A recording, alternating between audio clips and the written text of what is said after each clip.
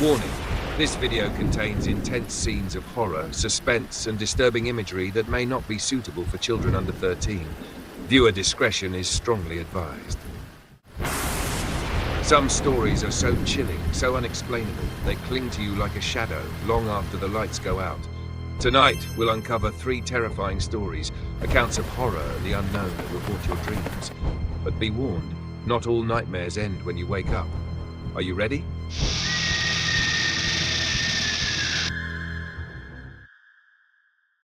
Story 1. The Woman in the Woods.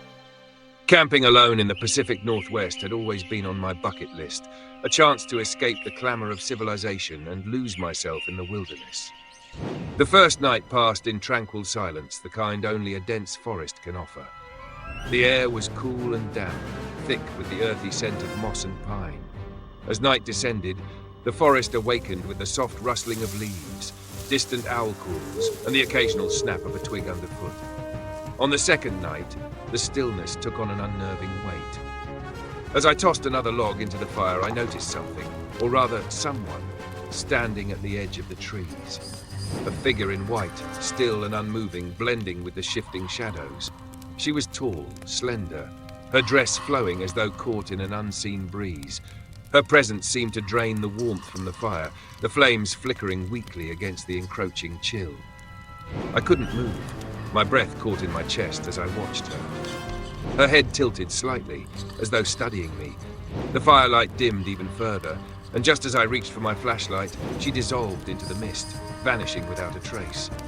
I tried to dismiss it as a trick of the light, a figment of my imagination, but the unease lodged itself deep in my bones.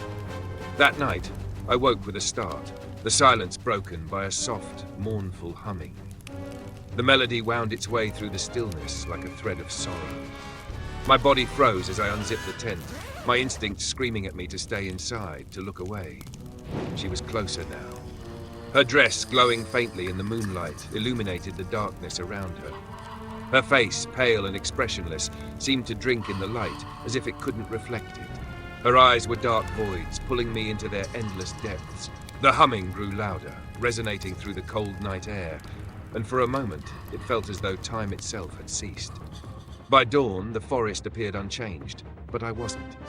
I packed quickly, the image of her figure seared into my mind.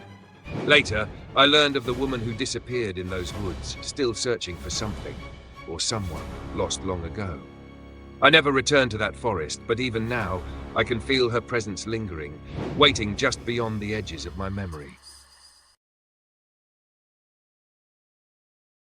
Story 2. The Stranger in the Cabin. Solo hikes had always been my sanctuary, moments of solitude that cleared my mind and gave me peace. But that trip to the Appalachian Mountains changed everything. On the third day of my hike, I came across something strange, a cabin, abandoned yet strangely well preserved. Its windows were intact and the door stood slightly ajar.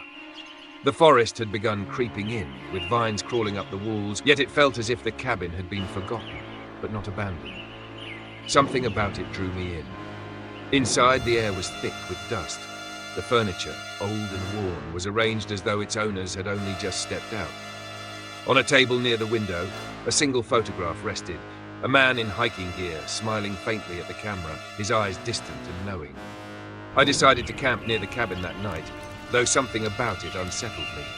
Around midnight, I awoke to soft, deliberate footsteps circling my tent. My flashlight illuminated only the rustling of branches, but there was no one in sight. Yet, when I looked toward the cabin, the door was now wide open and a shadow stood within. I held my breath, watching. The figure moved toward me, a tall man, his gait eerily familiar. His smile mirrored the one in the photograph, his eyes locked onto mine with a chilling intensity. He raised his hand, a slow, deliberate wave. Frozen with fear, I didn't wait to see more. I grabbed my gear in a panic and ran. I didn't stop until the sun's first light broke through the trees. Later, I learned that the cabin had once belonged to a hiker who had gone missing years ago. His body was never found, but countless hikers reported seeing him in the woods, always the same, smiling, watching, waving from the shadows. Even now, when I close my eyes, I can still see that smile. And sometimes when I venture into the woods again, I feel his gaze on my back. Story 3. The radio that knew too much. When my grandfather passed, I inherited his old shortwave radio. He had spent countless hours in his study, tuning the device, listening to voices from distant lands. I never shared his fascination, but the radio became a silent memento of him. It sat on my shelf, gathering dust, until one stormy evening when I decided to plug it in.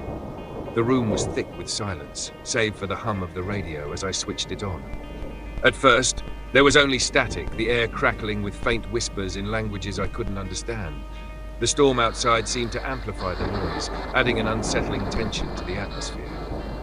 Then, through the chaos, I heard something that made my heart freeze. A voice, familiar yet foreign, slipped through the static. "Michael, are you there?"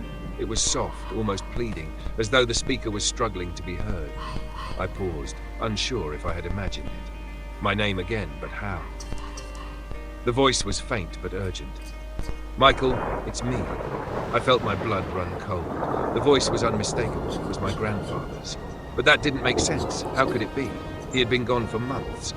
The urgency in his voice sent a shiver through me, the warning clear. "Don't stay there.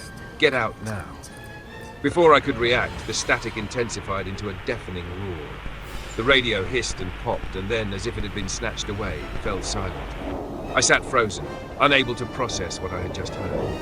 I stumbled outside to clear my head, the storm now howling around me. It was then that I saw it, my neighbor's house engulfed in flames. The fire raged, its glow lighting up the night sky. The smoke filled the air, and I realized with a jolt that it was the same house I had been planning to visit that night.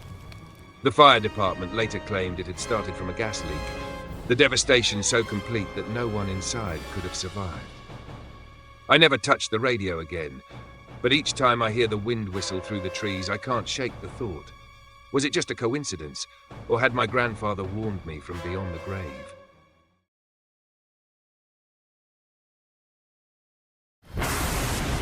Some mysteries defy explanation, leaving us questioning what's real and what lies beyond. If these stories left you with goosebumps, don't forget to like, comment, and subscribe to A Twisted Mind. New horrors await you every week, so hit that bell icon and join us, if you dare. Sleep tight.